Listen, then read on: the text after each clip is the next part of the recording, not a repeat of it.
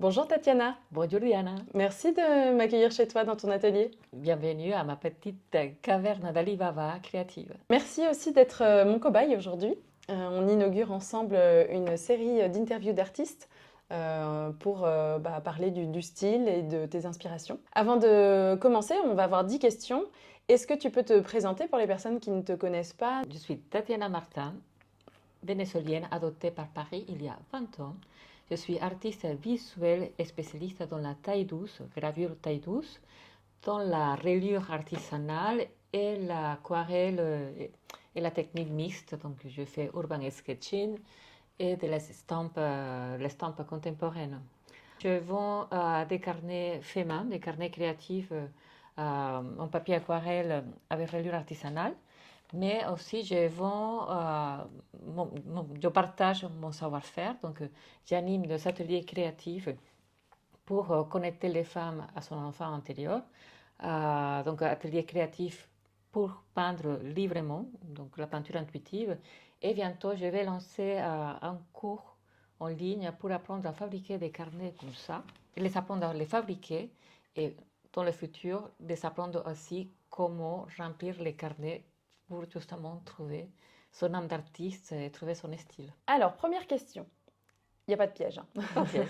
Qu'est-ce qui t'a donné envie de te lancer dans l'art? Intéressant parce que depuis toute petite, je voulais travailler dans l'art, mais j'étais dans une famille pas riche. Ils me disaient, tu vas mourir des fois si tu es artiste. Donc au Venezuela, mon diplôme, c'est expert comptable. Ok. Et j'ai travaillé dans la finance tout le temps. Et je me suis déconnectée de ma fibre artistique que je l'ai depuis toute petite. Et mon travail a laissé une marque profonde dans mon santé physique.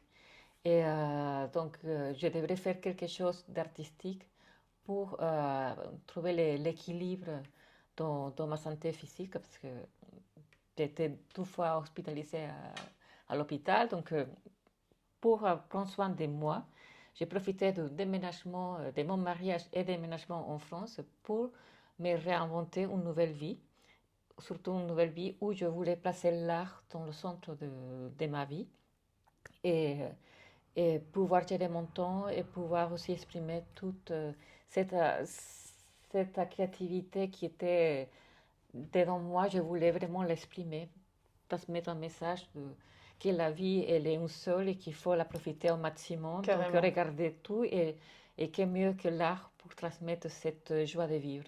C'est trop bien. Je te rejoins complètement. Oui, oui, parce que parfois on passe le temps à courir derrière la carotte, d'avoir le salaire pour Mm. vivre, mais en faisant ça, j'étais presque au point de mourir car je vivais que pour travailler Ouais. et je n'ai pas travaillé pour vivre pleinement.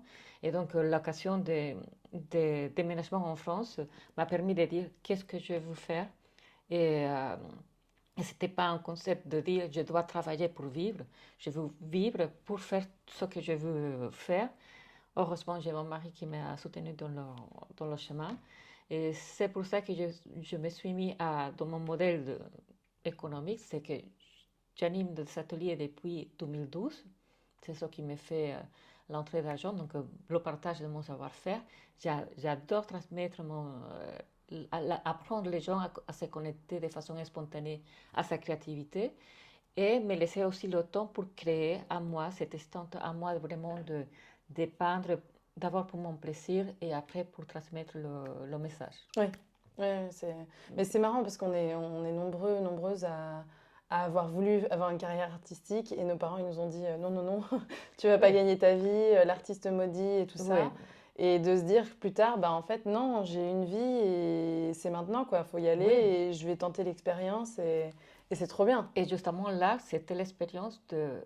Bah, il n'y a pas un lieu spécifique où tu arrives. Mm. Là, c'est tout un cheminement et qui est rempli d'expérimentation, d'exploration. Et dans ce chemin, tu vas voir des choses intéressantes et tu dis voilà ce que je fais et je la partage avec des gens qui ont la même valeur ou qui ont la même sensibilité que moi.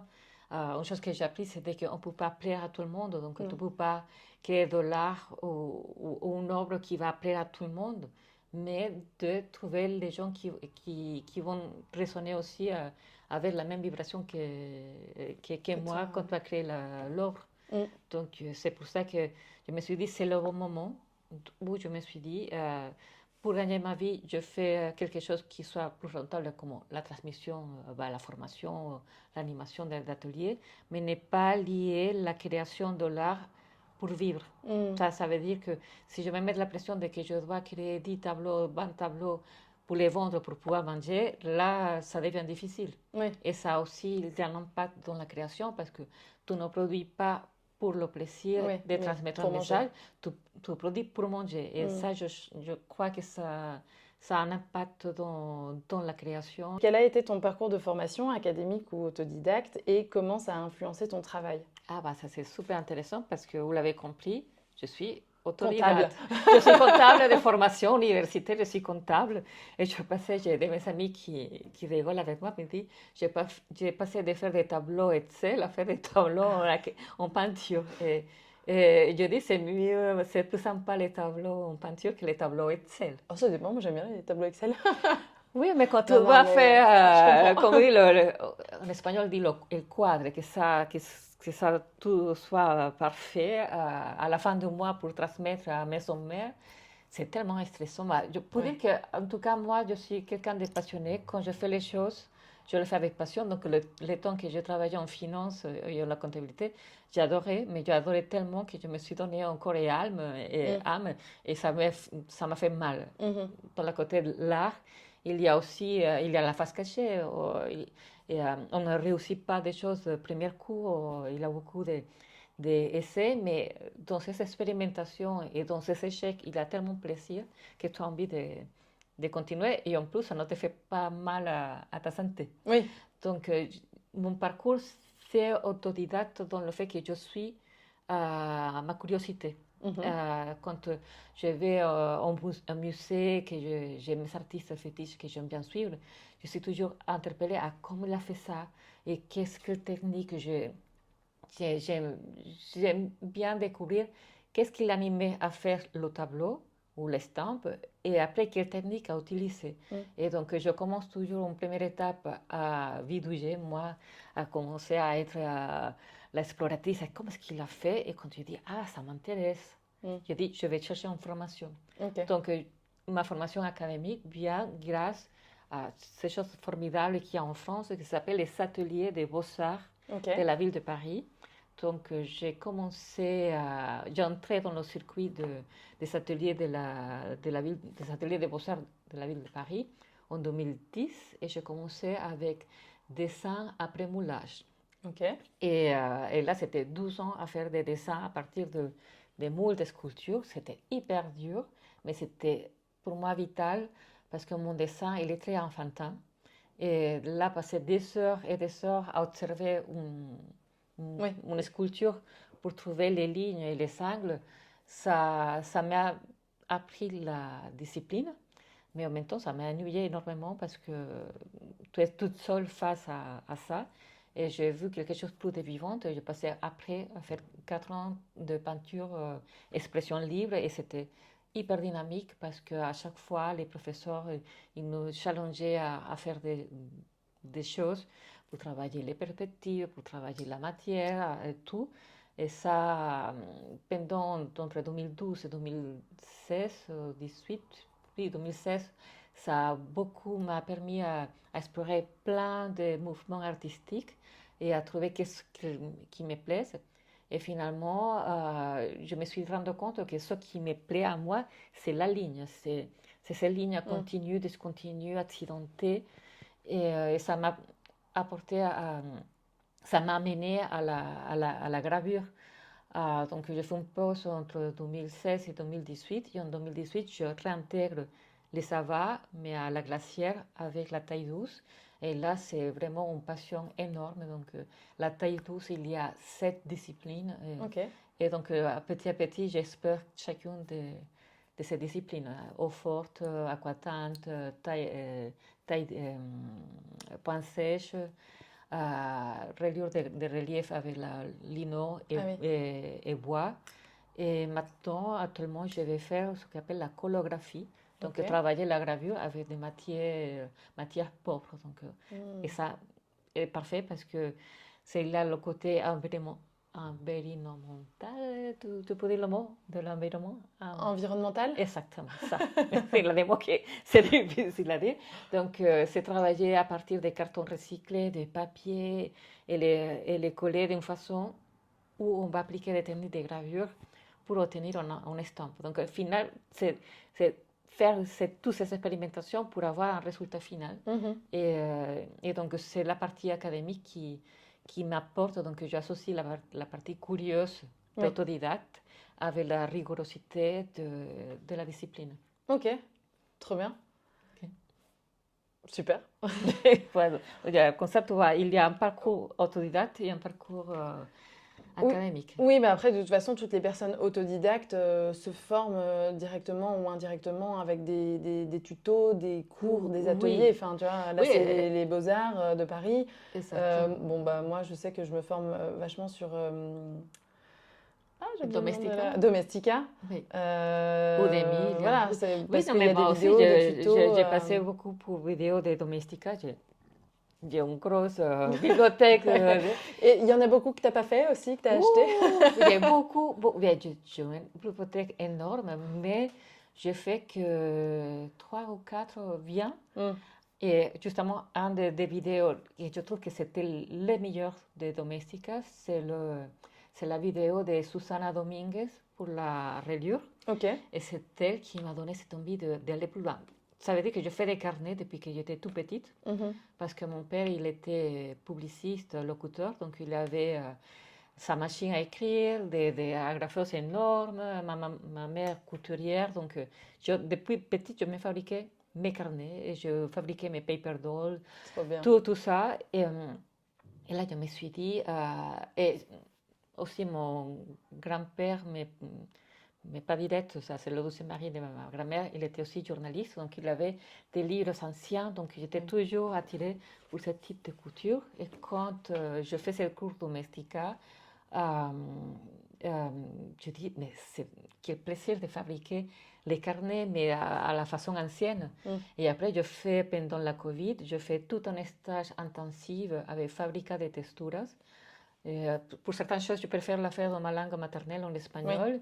Et avec eux, j'ai appris super bien à faire tout type de reliure. Et après, c'est la pratique. Je suis pas mal de livres de la reliure. Et c'est en faisant que j'ai appris. Donc, il y a la partie théorique, mais il y a beaucoup d'essais, erreurs, et faire, jusqu'à ce que tu domines. Et après, je peux dire aujourd'hui, même si j'ai appris des gens qui sont experts, après, j'ai aussi appris à contourner certaines choses et le faire à ma manière. Et ça fonctionne. Et c'est ça que je vais transmettre aussi dans le cours de reliure. Donc, trop bien.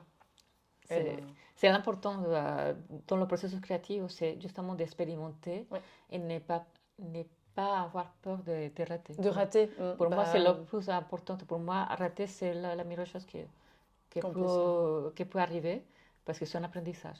Oui, tout à fait. Si on réussissait dès le début, ça serait... Tout le monde serait vraiment... On serait un monde à tout d'artistes, parce que je crois... pour moi, je pense que tout le monde est artiste. Après, ce qui différence, parce qu'il y a des gens qui ont des talents, mais ils n'ont pas la fibre artistique, et donc ça n'évolue pas. Mais il y a des gens qui n'ont pas peut-être des talents parce qu'ils n'ont pas la découverte, mais il y a la fibre artistique, et il a la curiosité, et il cherche à se former et à développer. Et dans tous les cas, que tu as ou pas les talents parce que tu le sens, ou que tu as ou pas la fibre artistique, dès le moment que tu dis « je veux explorer et expérimenter », quand tu commences à ce travail de pratiquer, d'explorer, de rater et d'échecs, et si tu es OK face à tes échecs, tu vas continuer et c'est comme un édifice, tu commences à mettre des blocs et tu vas créer vraiment un édifice. Donc tu vas avoir un appartement, l'appartement modèle qui peut-être, tu dis voilà ce que je fais, mais tu vas avoir des appartements ratés ou des chambres ratées, mais tu vas revenir à ça pour dire qu'est-ce que c'est, je fais cette erreur-là, je le note, et elle est comme on dit, l'évidence de cette erreur qui me va permettre de dire je ne le ferai pas après parce que j'ai appris. Et c'est une autre raison pour laquelle j'utilise les carnets. Oui. Et que quand je me trompe, je laisse toujours la trace de mon erreur Oui. et je note qu'est-ce que j'ai fait de mal. Alors que moi, je dessine sur Procreate, je fais une erreur, je l'efface. Exactement. Et tu vois, j'ai du mal. J'essaie d'apprendre Procreate pour des autres choses, mais j'ai du mal. Des choses, je n'aime pas le fruit de pencil sur l'écran. Je sais qu'on peut mettre des trucs pour que ça ne sonne pas. Et surtout, je trouve dommage qu'à chaque fois dire contrôle-delete. Ouais. Je trouve ça dommage. C'est facile. Tu fais hop, et c'est effacé. Et c'est facile. Et tu recommences. Ça peut être pratique, mais j'aime bien. Il faut l'aborder comme un autre technique. C'est de très façon différent. différente. Donc, mais j'aime bien mettre. J'aime bien patauger. J'aime bien. Bah, t'as raison, il se passe quelque chose quand on touche le papier, les matériaux. Oui. C'est sûr que c'est différent. Avec Et la je tablette. crois que c'est ça la raison pour laquelle j'ai arrêté de travailler sur la toile et j'ai décidé le papier. Et donc, je travaille le papier, c'est tellement une matière vivante. En gravure, on doit mouiller le papier avant de le passer sur la presse, quand c'est la taille douce. Parce que quand c'est l'inogravure, on ne mouille pas le papier. Mais quand tu vois que le papier, une fois mouillé et qu'il passe pour la presse, il se dilate et qu'après tu dois attendre pour qu'il revienne à sa forme et tu vois le résultat final. Pour moi, et le toucher, sentir le grain, mais pour moi, il a un plaisir qui c'est. Déjà, toucher le papier, c'est. Je dis, qu'est-ce que je vais faire avec quoi? C'est quand on commence une conversation. Ça, c'est étrange. Je me dis, qu'est-ce que je vais faire, toi? Ou de ce côté-là, ou là. Oh, c'est délicieux. Sentir le du crayon ou des feutres, ou le pinceau, c'est vraiment. Il y a quelque chose de sensuel. Je sais pas, je ne mange pas le papier, c'est l'unique sens que je n'utilise pas, mais je crois que j'utilise tous mes sens au moment de créer. Comment as-tu débuté dans l'art? Quels ont été tes premiers projets marquants? Bon, on a déménagé en France et en année et demie, mon mari m'a dit, je suis expatriée au Mexique. Je dis, mais mince alors, encore une fois un déménagement et tout. Et encore une fois, je me suis dit, bon, je veux vraiment explorer ma créativité et je veux explorer la peinture. Donc, le temps qu'il est parti 3 mois, 5 mois au Mexique, j'étais seule à Paris et j'ai dit, pourquoi pas tester ma veine artistique. Et lui, il ne la connaissait pas parce qu'au Venezuela, ça veut dire que pour gérer le temps de travail et le stress, je me suis mis à danser flamenco.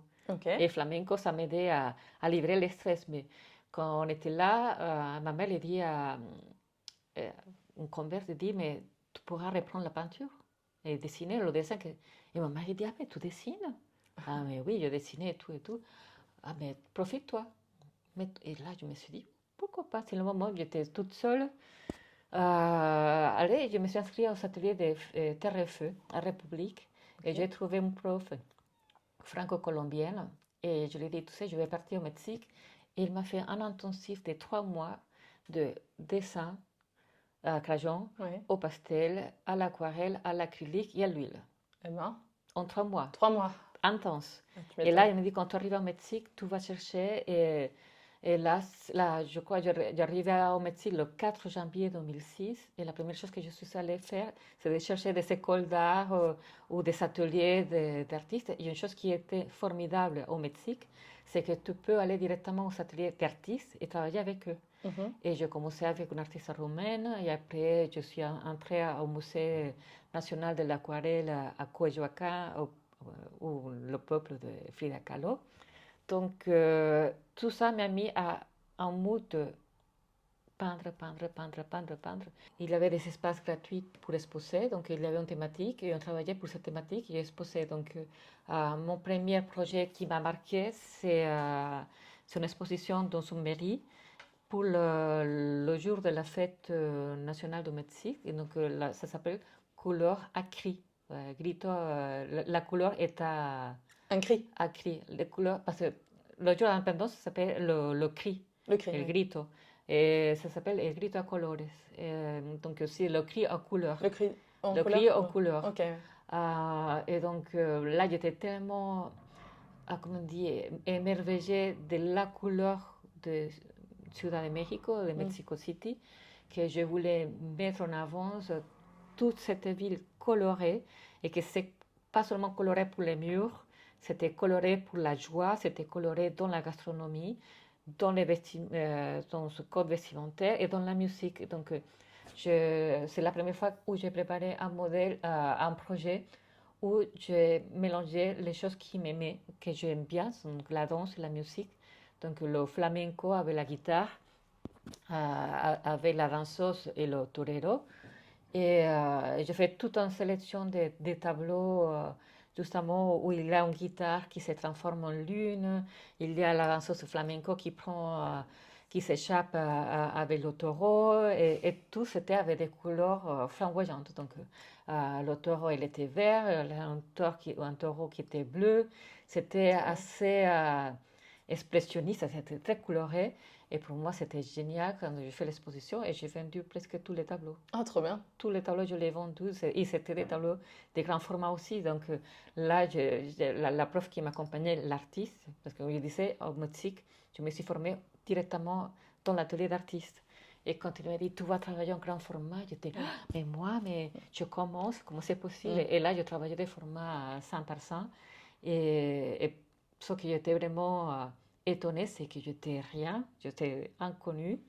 Et dans son exposition, dans son mairie, que les gens venaient de tout, ils ont acheté mes tableaux. Donc, toute cette première collection, elle était vendue au Mexique.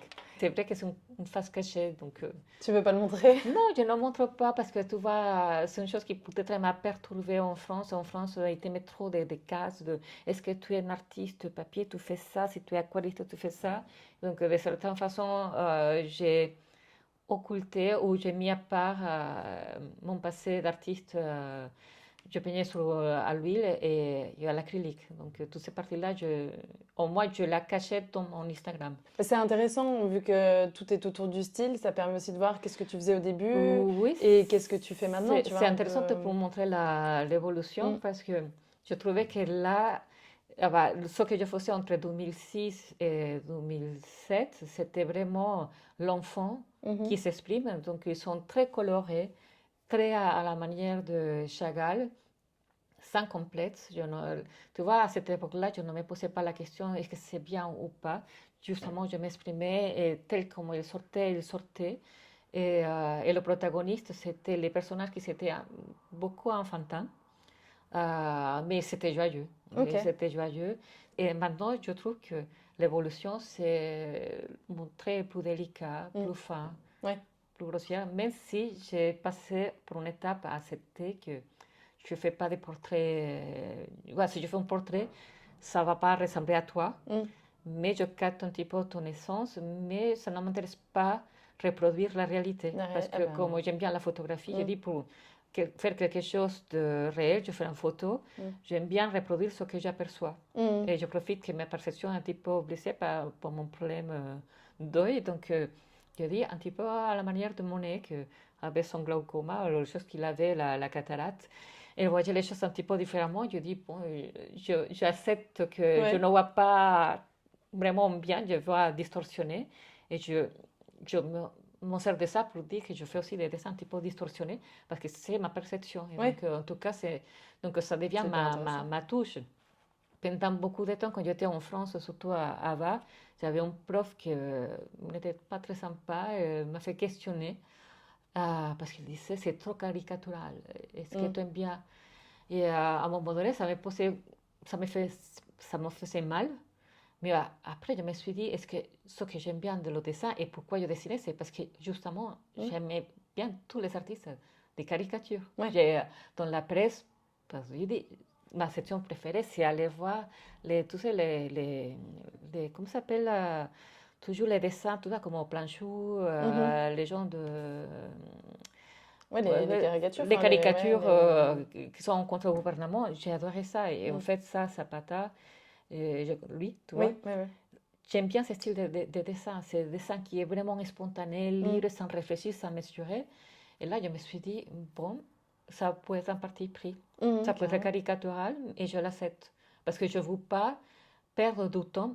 Là, je sens que j'ai perdu trop de temps entre l'enfant qui voulait être artiste et l'adulte qui a dit je rescape. Je dis je ne peux pas perdre mon temps à dessiner correctement, Mhm. à reproduire exactement ce que je vois pour montrer aux autres que je sais dessiner. Oui, Tu puis de vois? toute façon, c'est pas ce que tu avais envie de Es- transmettre. Enfin, Exactement. Je vous transmettre, c'est ma joie de vivre et ma mm. joie d'enfant, quitte à que les gens me disent que je suis naïve, quitte à l'accepter, Oui, à bah, que je parce suis que oui, naïve. Et bah, donc là, quand j'acceptais ça, et ça m'a libérée. C'est Julia Dor, le mhm. conte Julia Dor Oui, qui m'a aidé à décomplexer et accepter ma façon de dessiner. trop bien. Et donc à partir de ça, j'accepte que mon dessin, c'est caricatural, mais c'est à moi. Mm. C'est mon style comme l'écriture. Quels artistes ou mouvements ont le plus marqué ton travail? Depuis petit, c'était les impressionnistes. Mhm. J'étais toujours admirative de Monet et de sa façon de voir la lumière et surtout intégrée pourquoi la lumière, il avait tellement de couleurs. Quand moi, que je suis au Caraïbe, la lumière elle est blanche Mm. et tout est blanc. Et donc, c'est par ce goût d'impressionniste que j'ai commencé à explorer. Et puis, j'ai un coup de cœur et eux, ils continuent à être les mouvements. Donc, déjà, l'impressionniste, c'est un courant. Et après, j'ai découvert à Gustav Klimt et à Chagall. Et donc, je crois que d'aujourd'hui, je baigne il a les mouvements symbolistes de Gustav Klimt. Il y a aussi ce côté onirique que j'adore de Marc Chagall. Et il y a aussi un mouvement littéraire latino-américain que c'est le réalisme magique. Et j'aime bien mélanger tout ça. C'est mettre les choses. Je peins toujours, je dessine ma réalité, tout ce qui m'entoure, mais avec cette touche fantastique, onirique qui est la traduction de mes rêves. Et la partie symboliste, c'est parce que j'adore toujours transmettre un message par le biais d'un symbole. Ok, Bah, je vois des symboles partout. Bah. oui. Tu vois, je marche à Paris, les fleurs sauvages qui poussent pour l'habitant, pour moi, c'est le symbole de la résilience. Et Mm. c'est une chose qui m'inspire et je le vais mettre en valeur dans ma peinture. Mais je crois que Gustav Klimt, avec son symbolisme, Mondrian pour la couleur, Chagall pour ces lignes qui sont courbes, suggestives, ces personnages fantastiques qui flottent, j'adore ça. Et qui d'autre J'aime bien aussi Gerhard Richter, il est artiste contemporain. J'aime bien son concept de construire et déconstruire, Mm. faire et détruire, et créer cette touche contemporaine de couleurs. J'adore la couleur, même si mon défi c'est de m'exprimer en couleur, mais la contrainte que je me mets, ce n'est pas utiliser toute la palette. Ah Donc, oui, toi, pour avoir aussi un défi de travailler avec une contrainte de palette palette restreinte. restreinte, et ça aide encore à donner une touche plus intéressante au travail. Oui. Tu gardes combien de couleurs? Là, Ça dépend. je travaille, ça peut être, ça dépend. Dans l'estampe, je travaille avec deux couleurs, Mhm. donc le bleu et le vert. Incroyable. Surprise. Pourquoi?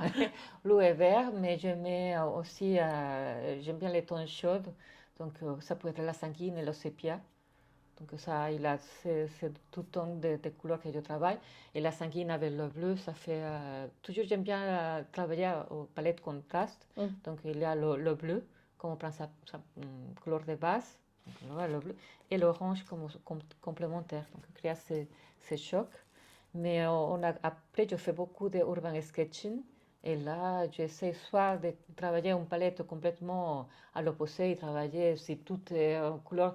Je peux faire jaune, rose, et orange et rose avec un contraste de bleu. Mhm. Ou tout ça montre, comment on dit, retranscrire ce que je vois. Donc ça dépend Oui, du de ton travail que je humeur. fais. Ça dépend beaucoup de mon humeur, de comment je me sens et aussi du sujet que je suis en train de travailler. Mm.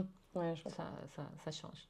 Ok. Comment décrirais-tu ton style artistique à quelqu'un qui ne te connaît pas? Bah, justement, c'est difficile. À chaque fois, les gens me disent quel est ton style et je dis, je n'ai pas de style. Bah si, t'as un style. Normalement, je disais qu'il n'y avait pas de style. En tout cas, je n'entre pas dans une caisse. Oui. Je ne fais pas de l'impressionnisme, je ne suis pas expressionniste. En fait, je ne sais pas si aujourd'hui il existe cette tendance à dire Monet était impressionniste. je ne sais pas, Gerhard Ritter et les expressionnistes abstraits. Je sais pas, je n'ai pas cet style-là. Je n'entre pas dans ces mouvements. Oui, après, c'est pas forcément une question de mouvement, ça peut aussi être une question de, bah voilà, tu disais un trait naïf, caricatural, transmettre de la joie. Enfin, tu vois, Oui. c'est plus aussi comment tu définis ton style. Ça peut être par ce biais-là, c'est pas forcément j'appartiens à un tel mouvement. Oui, ben, je crois que je peux définir que mon style, c'est spontané, Mhm, joyeux, naturel. J'exprime ce que je vois, pas comment je le vois, sinon comment je le ressens. mhm, Et c'est ça, je cherche à qu'il y a de la spontanéité, qu'il y a de la légèreté, et de la légèreté dans le message, même si j'ai un style, pour dire, je suis très baroque, j'aime bien charger. Et donc parfois, un de mes défis, c'est d'essayer de laisser d'espace de respiration dans ouais. mes tableaux ou dans la création. Et après, je dis, bon, au lieu de tout mettre dans le même espace, je vais faire une collection et raconter une histoire. Donc finalement, c'est une autre chose que je dis. Moi, j'aime bien raconter des histoires. Mhm, Et le fait de passer à l'estampe, c'est que dans l'estampe, je raconte une histoire. Donc laisser aussi des espaces vides pour que l'autre personne l'interprète comme mhm, il le veut. Donc, mais dans la trame, dans le dessin, je ne sais pas si on le voit, c'est vraiment très spontané, mhm. c'est des lignes très naïves, donc je ne sais plus, c'est des lignes spontanées, je dirais, des lignes spontanées. Et puis dans les sujets, c'est des animaux, des femmes, C'est la nature. Donc la finalement, je nature. me suis rendu compte que les sujets qui m'interpellent, c'est la nature et la féminité. Mhm. Et justement, comme je dis, je te parlais de symbolisme Oui. et que j'adore trouver des symboles partout. Et je trouve que bah, je, je défends la cause féminine parce que je trouve qu'on a un pouvoir qui les hommes cherchent à cacher et que c'est qu'on est comme la terre nourricière. Mm. Donc, pour tout ce temps-là, les hommes nous ont traités de terre nourricière. Tu dois produire des enfants pour qu'ils viennent travailler la terre. La terre, elle est aussi utilisée comme un moyen de... on l'exploite jusqu'à l'épuiser. Et donc, je cherche à dire, nous, on est tout un terrain fertile, non pas seulement pour faire des enfants qui vont cultiver la terre, on est plein de talents à cultiver, les relations, la bienveillance. Et donc, avec les oiseaux, c'est mon symbole de la liberté. Je cherche aussi les symboles dans les quatre éléments de la nature, donc terre, Mm. vent, terre, Mer, mais vent et terre, feu. eau, air, feu. Ouais. Et donc, bon, les poissons, c'est l'eau. Le symbolisme, c'est toujours aller avec la courant ou à contre-courant, laisser fluir. Les oiseaux, c'est la liberté. Les fleurs, c'est à chaque idée que ça ressort. Donc, toujours, il y aura une femme, des fleurs, des oiseaux, des poissons, de la terre. C'est, je dis, tout ça, c'est partir des mots, Mhm. de mon vocabulaire. Finalement, on crée dans notre style un langage artistique Ouais. et mon langage s'exprime par le biais de ces symboles, les animaux, plutôt les poissons, les oiseaux, les arbres aussi, les fleurs sauvages.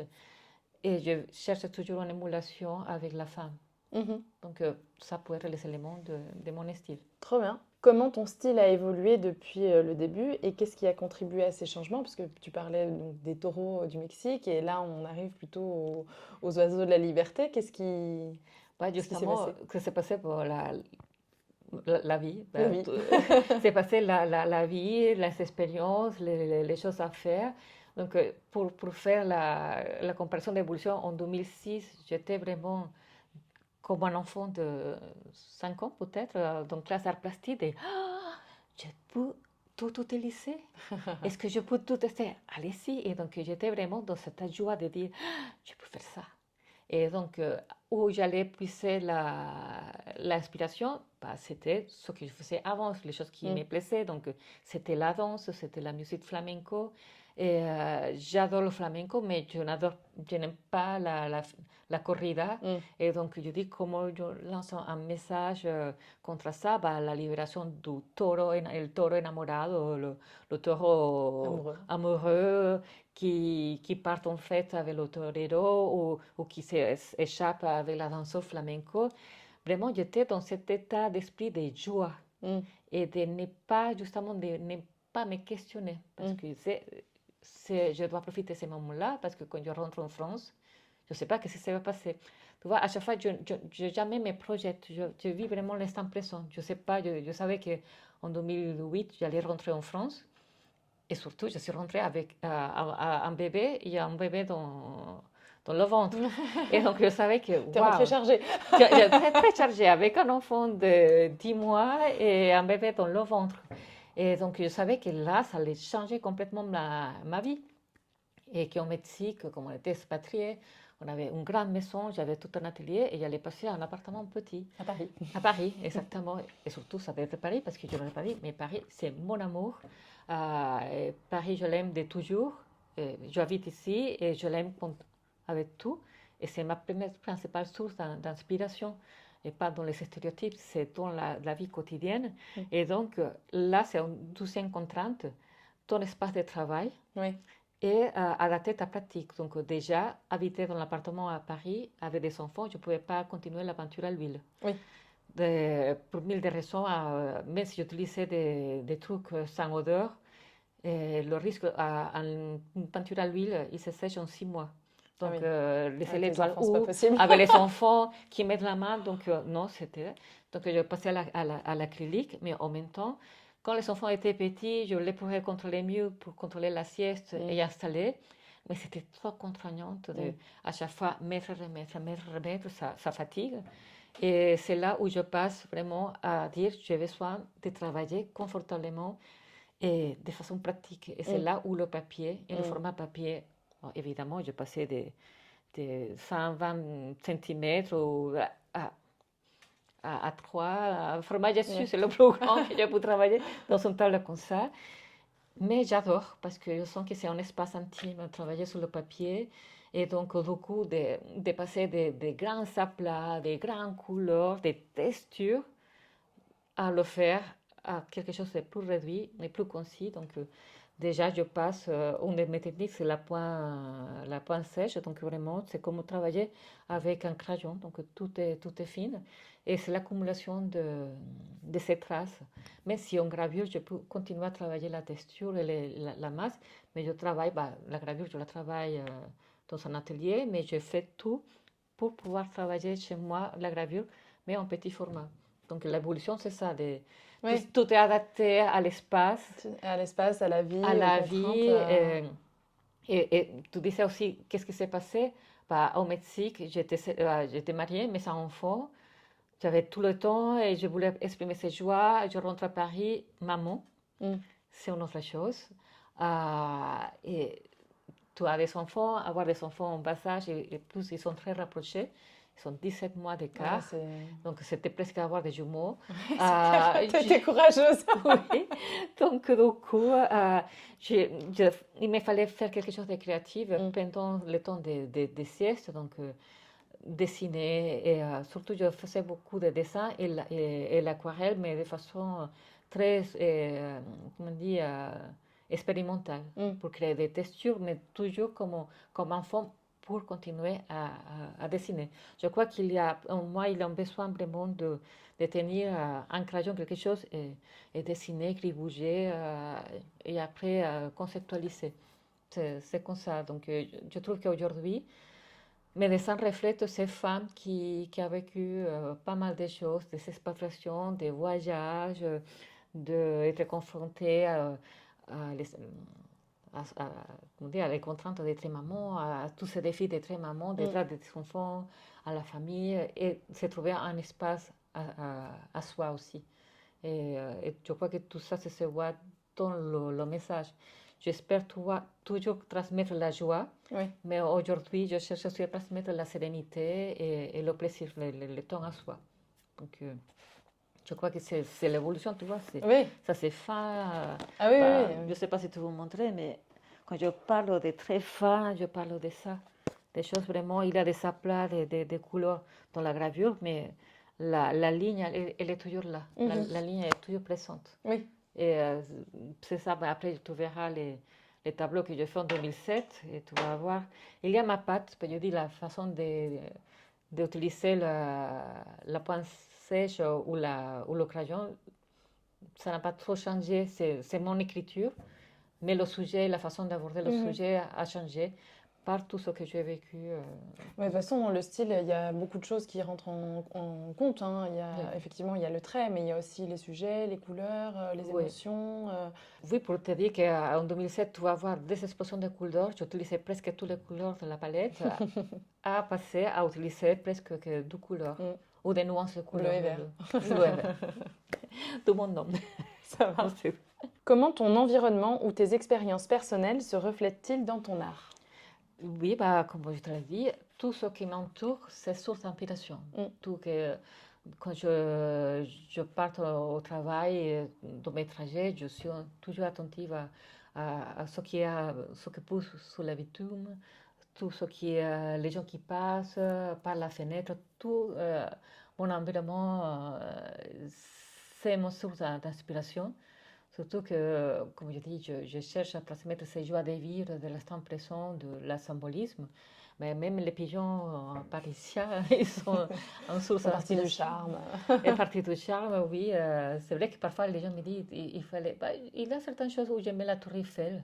J'aime bien la Tour Eiffel qui marche comme si c'était un être vivant et qui se promène. J'aimais cette touche de fantaisie, mais tout ce que je vis ou qui m'entoure, mes émotions font partie de mon travail. Il y avait des époques où la situation politique au Venezuela ont fait que je faisais des tableaux pour dénoncer ces problèmes. Mais à un moment donné, je me suis dit, et un grand artiste plasticien vénézuélien me l'avait dit, Carlos Cruz Diez, que la politique, c'est circonstanciel et l'art, c'est universel. Et trouver un message qui soit universel. Donc, en fait, il m'a fait il dit Picasso, il a fait qu'un seul Guernica. Mais l'œuvre de Picasso ne s'est pas résumée à Guernica. C'est de transmettre sa vision des femmes, sa vision du monde. Et donc, pour moi, je me suis dit, aujourd'hui, à mon âge, il y a tout ce que j'ai vécu, c'est mes expériences et ma façon de voir la vie et ma position de femme dans la société, c'est ça qui alimente mon sujet, c'est mes thèmes à peindre et à créer. Je ne sais pas si ça répond à la question. Si, complètement. Peux-tu nous expliquer ton processus créatif depuis l'idée initiale jusqu'à l'œuvre finie? Ah, c'est intéressant parce que le processus créatif, je crois que c'est ce qui m'intéresse plus que le résultat final. C'est vrai? Oui, je crois que finalement, je donne peu d'importance à un résultat final. Ok. Je profite bien de ces processus de création. Donc, au départ, moi, je disais que je dis de la photo au pinceau, je trace mon chemin créateur. C'est vrai qu'au départ, la photo, elle reste en partie très importante dans mon processus créatif. C'est parce que dès que je vois quelque chose qui m'interroge, dans la chamade, je prends une photo, que ce soit une fleur, que ce soit les pigeons, ou une fenêtre, ou une scène, je prends une photo. Ok. Et après, j'ai un carnet où je note qu'est-ce que ça m'a apporté, qu'est-ce que m'a inspiré, le ciel. Oui. Comme je te disais, j'étais toujours attirée de pourquoi les ciels des impressionnistes, c'est tellement différent au ciel aux Caraïbes, qu'on a 365 jours de soleil. Là, je prends des photos et après, je note qu'est-ce que ça m'a inspiré. Après, c'est pas seulement là, je prends aussi les livres et les films. Et parfois, ça m'arrive de prendre une photo d'un épisode d'une série ou d'un film. Ou que quand je sors d'un film, je dis, j'adorais cette phrase-là et comment je pourrais l'interpréter. Donc, ma première étape, c'est toujours noter, que soit d'après des photos. Après, j'organise des albums sur mon téléphone, je dis, ou sur Word, ou téléphone. Ça, c'est un thème pour nature sauvage. Ça, c'est pour être un thème pour paysage intime. Je note. Après, ma prochaine étape, je cherche sur le web qu'est-ce que d'autres artistes ont fait à ce sujet. Et comment l'aborder, quel artiste a abordé le paysage intime. Tu cherches sur un artiste précis dans tes références ou tu cherches je mets sur qui? Google, je mets artiste, paysage intime. D'accord. Et donc Google, il va me donner. Et surtout qu'il y a une chose sur Google que tu vois, Google Arts, et il te montre une galerie. Après, par exemple, j'ai découvert qu'il y a l'artiste Félix Vallotton, qui était peintre de mouvement Navi, et que lui, après, il a fait aussi la gravure. Et donc là, ça m'a interpellée. Et donc, du coup, quand il y a un artiste qui m'interpelle, je commence à étudier l'artiste. D'accord. Qu'est-ce qu'il fait, comment il l'a fait, pourquoi ce sujet de prédilection, quelle technique a utilisé. Et donc, d'abord, je répète le travail de l'artiste. Donc, je fais comme lui. Et après, je me pose la question, maintenant que je sais comment il a fait, comment je peux l'extrapoler à moi, à ma réalité, et comment je vais le faire. Et finalement, je le fais et ça commence. Donc, il y a une étape où j'ai copié l'artiste. Et après, je commence à faire plusieurs essais à ma façon, à ma thème, avec mon thème, avec ma sensibilité. Et c'est inspiré aussi du livre de Vol comme un artiste.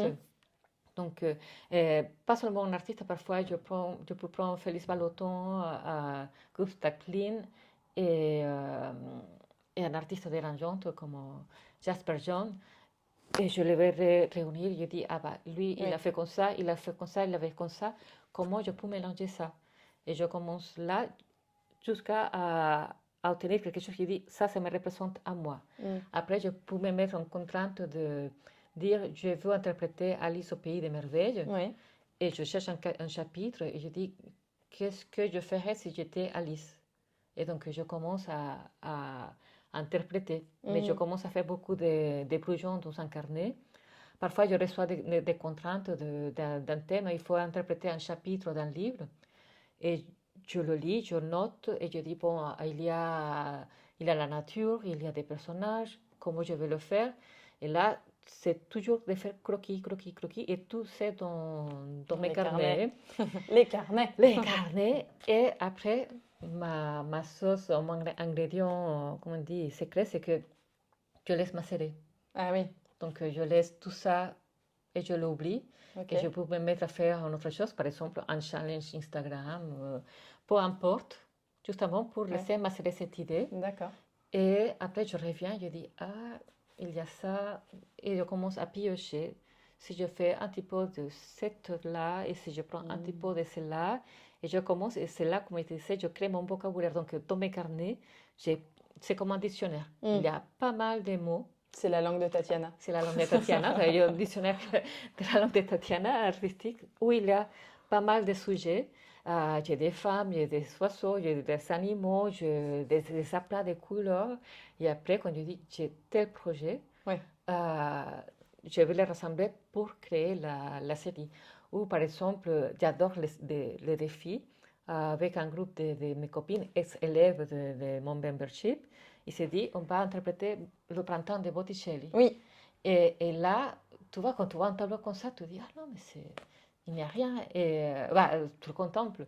Je dis, je ne veux pas faire la copie, mais je fais Botticelli à ma façon. Ton interprétation. Mais on a croisé avec toutes les fleurs qui sont dedans, qu'est-ce qui représente chaque personnage. Et donc là, j'ai commencé à faire tout un répertoire de tous les fleurs qui sont dedans, comment je vais les dessiner, pas à la manière de Botticelli, en sachant que Botticelli a inventé beaucoup de fleurs qui n'existent pas. Après, je dis comment je peux faire Flora, comment je peux faire Chloris.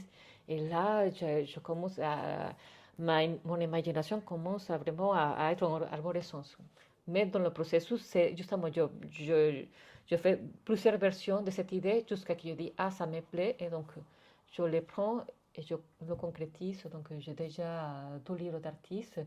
Une qui est l'interprétation de Salammbô et un deuxième que c'était à la base l'interprétation d'Alice au Pays des Merveilles, mais qui est devenue finalement autobiographique. Je raconte ma vie, mon expérience à Paris, cette aventure de rêver de Paris, déménager à Paris et être sans enfant, devenir mère et devenir la femme d'aujourd'hui. Donc tout est raconté. Parfait. Mais c'est ça, c'est justement mon processus, c'est ça. Je commence pour le résumer, je commence par une photo, je commence par un texte, un chapitre, une phrase d'un film, d'une chanson. Et je cherche après que sur ce sujet, je peux sortir des sujets. Je fais comme un mind map. D'ici, je peux travailler le visage intime, le souvenir, le paysage intime. Il y a aussi les expositions. Par exemple, j'ai été interpellée pour l'exposition de le dialogue Monet et Joan Mitchell. Et donc, je me suis retrouvée dans la démarche de ne pas peindre la réalité, mais peindre le souvenir. Donc, je crois que c'est une chose qu'aujourd'hui je travaille beaucoup, c'est de travailler le souvenir. Donc, là, je commence à faire des expérimentations et après, je vais dire comment cette expérimentation m'amène à ne pas faire la copie, mais mon interprétation à moi. Donc, j'ajoute ma sensibilité. Et quand je dis je laisse macérer, parfois je regarde, je vois, mais après je ferme et je fais à partir de ce que je me souviens. Et le résultat final, c'est ça. Ok, trop bien, c'est hyper intéressant. C'est marrant de voir comment les autres fonctionnent, tu vois. Oui, c'est justement, il y a tellement de façons à faire. Moi, je laisse pas macérer tant que ça. Et puis après, je me dis non. Mais ça m'arrive, je laisse macérer. Ah oui. Mais ça veut dire que toutes les choses qui sont macérées ne sont pas bonnes. Donc, je vais piocher sur vraiment. Parfois, je dis non, c'est pas comme ça, parce que, comme je te dis, pour Alice au Pays des Merveilles, les premiers croquis, ils étaient trop proches à tout ce que je voyais déjà à Disney et tout.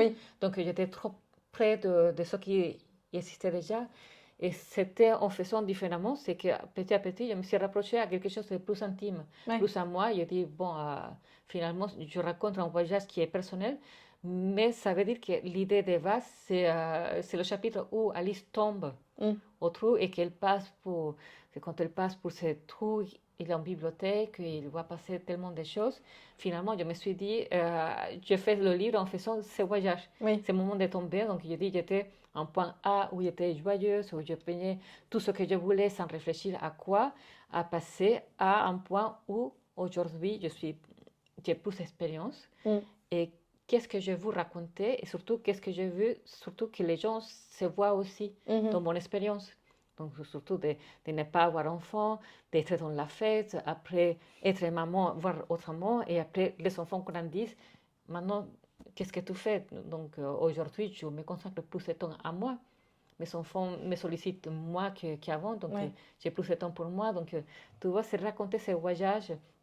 Et c'est ça que finalement, je le fais ton processus aussi reflète finalement mon processus ton voyage personnel.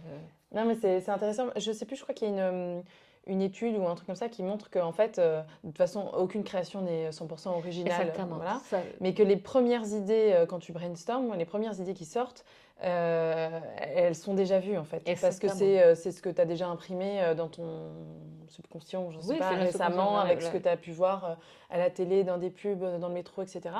Mais que en fait, justement, le fait de poser ses idées et d'attendre et de continuer de creuser, et je commence à faire ça moi aussi, de me dire, mes premières idées, c'est pas forcément les meilleures, et après de rebondir, d'en trouver d'autres, et finalement, de fil en aiguille, à force de creuser et d'aller plus loin, tu vas aller trouver des idées plus originales. Oui.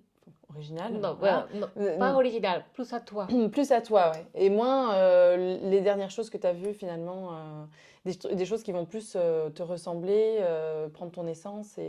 Oui, c'est ça, parce que justement, il y a dans la philosophie japonaise, dit regarder avec l'œil des débutants. Et c'est une chose qui m'a marqué, ça c'était un prof catalan à Beaux-Arts, qui disait, c'est vrai, rien est original. Non. Tout existe déjà dans la nature, ou quelqu'un d'autre qui l'a fait. Et finalement, c'est comment tu le vois. Donc, si tu dis, je veux dessiner une fleur, une rose, bah, tu vas prendre une rose. Et tu vas la voir et tu vas la copier, tu vas l'imiter. Et après, à force de faire et faire et faire, tu vas finalement faire une rose qui te ressemble à toi ou qui va avoir ton geste. Et je parle beaucoup de même si tu copies quelqu'un, il y a c'est le graphisme. Tu sais que le graphologue, il sait que cette écriture, ça t'appartient à Oui. toi. Sa même écriture, là, il y a dans ton coup de pinceau, dans ton coup de crayon. Et c'est là où j'ai pris le temps à l'accepter, à dire, là, c'est mon... Bah, j'ai vu que la ligne soit épurée comme tel artiste. Et je dis, je ne peux pas le faire parce que ça appartient à cet artiste. Ouais. Par contre, comment je vais faire pour que mon trait devienne assez fluide? Il n'y a pas de sciences occultes, c'est pratiquer. Pratiquer parce que aussi c'est un muscle, c'est comment connecter ce qui toi dans le cerveau, dans la main. Donc finalement, c'est à force de répéter. Donc je sais que quand les gens voient les choses en Instagram super jolies, super bien, c'est le résultat final. Oui, oui, et c'est pas toute l'expérimentation qu'il y a derrière. Exactement, il y a des années ou des mois, je ne sais pas. Après, il y a des gens qui ils font merveille. Ça m'arrive que parfois, des premiers coups, je dis, ah, c'est super beau. Et je le garde, je ne le touche pas. Et parfois, il m'arrive que je fais un accident. Et c'est marrant, ça m'arrivait aussi au Beaux-Arts de Montparnasse. J'étais en train de travailler avec l'encre et en faisant un modèle vivant, et je fais... Et ça, c'est le truc de... C'était un pinceau à réservoir d'eau. Ah oui, l'encre, elle est sortie. Et je bougeais comme ça et je la laissais pause, je continue. Et la modèle, elle était grosse. Donc, quand la prof passe, il dit, ah, mais ça c'est génial. Je dis, mais je me suis trompée. Non, reprends ça, c'est parfait, c'est la fille. C'est sa silhouette. Je dis, trop bien. Oh, trop bien. Donc, je l'ai repris, donc je commençais à donner une forme. Parce que pour moi, c'est plus la tarte tatin, c'est la tarte Tatiana. Parfois, la tarte Tatiana, c'est bien. Je note. Ça, on enregistre. Oui, c'est ça, c'est les expérimentations. Et parfois, il y a tellement d'erreurs qui... avec la tarte tatin, la chantilly et tout. Tu vois, je ne ferai jamais comme au Vatel. Je ne vais pas me faire un harakiri pour que quelque chose n'ait pas été bien. Donc, ça m'arrivait que parfois, je trouve une chose qui est moche. Et je dis, je vais la publier quand même parce que, bon, je dis, ah, mais c'est et les gens adorent. Je dis, oh, ok, bon. Ça arrive, mais ça fait partie du processus. Donc, oui, on vole. Donc, c'est là, j'adore le vol comme un artiste, ça veut dire on commence par copier, parce qu'on part de tout, soit tu prends une photo et tu reproduis la photo, soit tu as l'objet en face et tu le reproduis, et après tu continues à travailler, jusqu'à ce que tu domines et que tu sais comment c'est le geste pour faire la fleur, comment faire le vase et tout. Et après, on arrive à un niveau où tu dis qu'est-ce que je veux transmettre, parce que je ne veux pas seulement copier. Et c'est là où les mots de Monet et Joan Mitchell résonnent, c'est que je peins le souvenir de ce que j'ai ressenti. Et là, aujourd'hui, c'est vraiment mon kiff de j'imagine une chose, je regarde une photo, je regarde, et après vraiment je ferme les yeux, je dis quelle couleur j'ai vu, là, et c'est là que je capte. Trop bien. Comment gères-tu les périodes de blocage ou d'absence d'inspiration ? Ça, c'est normal parce que la créativité, elle est cyclique et il faut l'accepter. C'est une chose qui va et vient. Et justement, le temps des blocages, je ne me fais pas la tête. Je dis, ah, c'est horrible, je n'ai pas. Mais par contre, cette période de blocage, pour le dire comme ça, au manque d'inspiration, je l'ai remplie avec des choses qui n'ont rien à voir avec ma pratique artistique. Okay.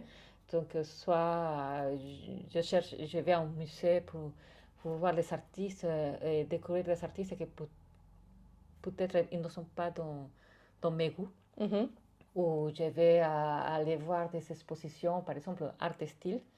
C'est une chose qui me passionne, mais une fois j'ai renoncé. Donc, voir des autres approches artistiques, comment je peux me les imprégner à moi. Donc, je vais au musée, aux galeries, je prends mes livres d'art, mais sans la pression de dire est-ce que ça doit me nourrir. Parce que tout ce que tu fais, tout ce que tu entends, tout ce que tu vois, ça te nourrit. Donc, ces temps-là, quand je n'ai pas envie de dessiner ou que les choses qui sont pas mal, c'est encore une fois mon carnet.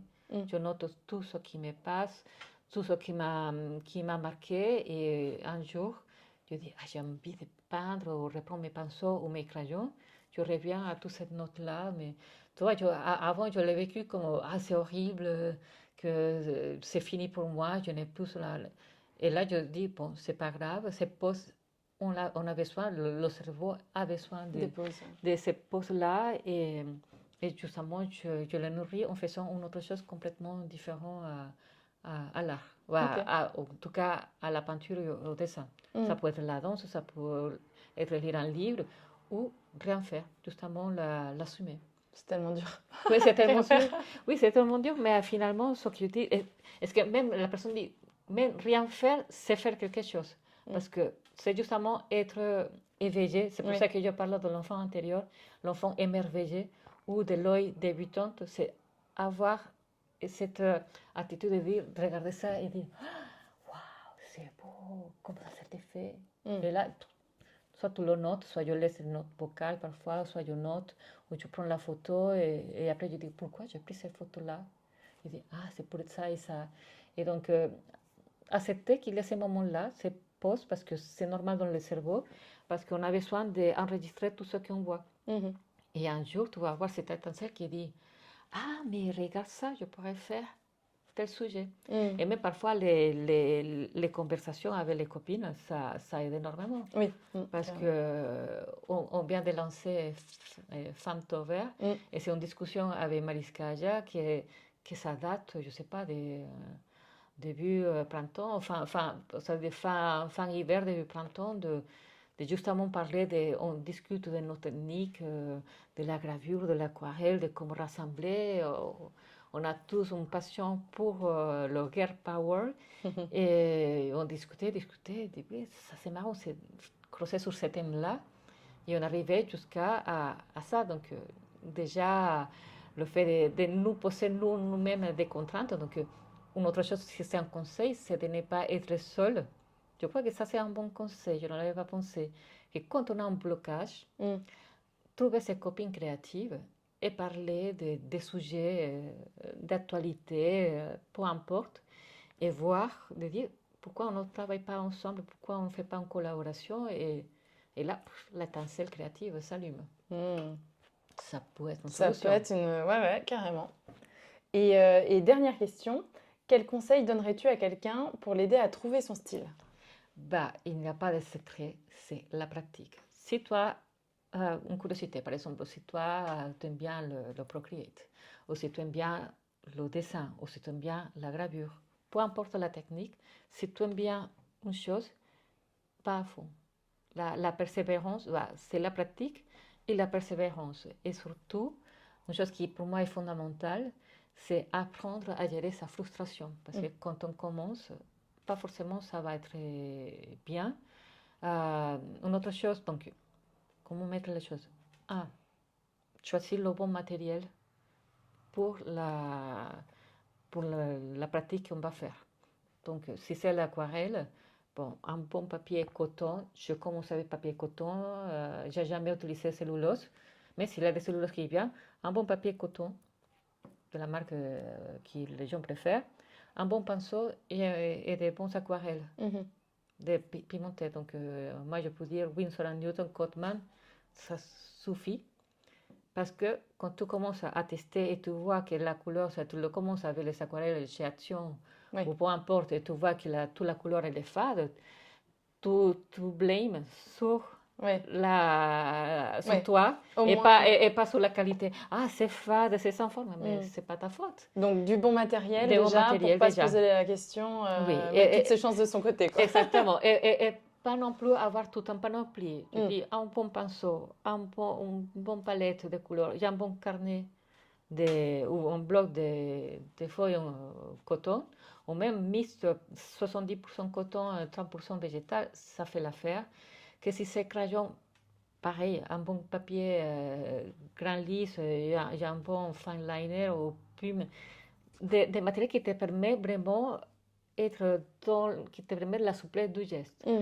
Après, se trouver un thème, un sujet de prédilection Ok. ou un artiste. Donc, par exemple, je ne sais pas, Chagall. J'aime bien Chagall. Bon, tu fonces à analyser Chagall. Ou pourquoi pas, parce que moi quand j'ai commencé en Mexique, je m'ai mis à analyser et je fusionnais Paul Klee et Kandinsky. Ok. Et donc, je faisais des tableaux. Fusionner Donc, je commençais à faire comme Kandinsky et faire comme Paul Klee. Et une fois de faire, je l'ai fusionné. J'ai pris un élément de lui et un élément de là, transformé, je l'ai mis dans le mixeur de mon cerveau et de ma main et il a sorti quelque chose de Tatiana. Donc, essayer, pratiquer. Quand il y a des choses qui sont bonnes, on dit, ah, j'ai noté, j'aime bien ça parce que je fais ça, ça et ça. Et quand quelque chose ne nous plaît pas, noter pourquoi ne nous plaît pas. Dire, ah, ça ne me plaît pas parce que tel, il manque la couleur, il manque la couleur. Ah, donc ça veut dire qu'il faut travailler le contraste. Ça veut dire qu'il faut que je travaille mieux la ligne.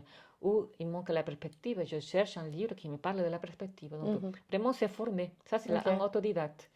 Aller se former, essayer, tester. Après, pourquoi pas s'inscrire au cours d'adulte dans la spécialité, si je veux faire des modèles vivants, je vais m'inscrire au cours de soir de modèles vivants. Donc, essayer, tester. Il y a la pratique, la persévérance, savoir gérer le stress de la frustration, de dire, ah, je me suis trompée et j'ai gâché la peinture. C'est pas gâché. Ça, c'est le témoin de ton étude. Et au pire, quand on a pas mal de feuilles ratées de couleurs, on peut faire des collages. Donc, c'est vrai. rien est jetable. En gravure, on fait beaucoup d'essais. On fait, je ne sais pas combien d'impressions pour avoir la bonne impression. Et donc, il a beaucoup de papier. Tu t'imagines, tu dis, j'ai peur de gâcher le papier. Non, mais après, tu fais des collages de n'importe lequel, ou tu le transformes, donc rien ne se perd. Donc vraiment, et l'autre mot, c'est ne pas avoir peur. Bah, la peur est là, mais ne pas permettre que la peur te bloque. Oui. Donc tu dis, je vais jouer. Il a une vidéo avec un audio que j'adore parce que ça résume qu'est-ce qu'il passe si je fais ça, et si je fais ça, et si je mets ici, et si je mets là. Jouer comme un enfant. L'enfant, une chose, moi qui je travaille avec les enfants jamais se posent la question, qu'est-ce qu'il passe? Est-ce que si je le mets ici ou je le mets là? Oui. Il va direct. Ils y vont, oui. Il y va.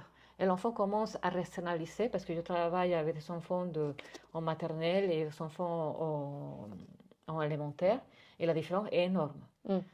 Quand tu lui dis à l'enfant, allez-y, cet espace à toi, il se libère. Mais en grande section, au passé, au CP dit, il faut que tu fasses bien la maison. C'est là où tu dis, est-ce que ça te plaît? Oui. Est-ce que ça c'est joli? Non. Le jugement à côté. Ne juge pas le résultat, juge le processus de création. Est-ce que j'ai bien pris le pinceau? Est-ce que j'ai bien manipulé le crayon? Est-ce que je me suis mis dans une position confortable? Comment était moi mon émotion au moment de le faire? Parce qu'il faut aussi savoir que il y a un impact à ta façon de peindre. Donc vraiment persévérer, ne pas avoir peur de rater, donc rater, recommencer. Et la qualité, c'est savoir gérer la frustration, savoir qu'on va rater, mais ne pas avoir peur pour ça. Et ne pas se freiner parce que j'ai trop de ratés. C'est justement avancer. Et à la fin, on aura quelque chose de potable. Et peu importe, ça évolue, et on ne s'arrête jamais. Il n'y a pas un point à arriver. Oui. C'est en continu. C'est en continu. Bien sûr, ça évolue tout le temps, carrément. Trop bien. Bah, merci, c'était super intéressant. Est-ce qu'il y a quelque chose que tu voulais aborder, que j'aurais pas posé comme question sur le style? Non, je crois qu'on a bien abordé, mais je crois que pour faire une clôture à le style, pour moi, le style artistique, c'est un langage visuel. Donc, c'est chercher d'un côté quel est le message à transmettre, parce que il faut différencier l'art et l'art-thérapie ou l'art personnel. Parfois, quand on fait l'art personnel pour évacuer ces émotions, ça reste personnel. Oui. Mais dès le moment qu'on veut créer quelque chose pour montrer aux autres, c'est trouver, il a un voyage introspectif, c'est trouver quel est ton message à partager avec le monde.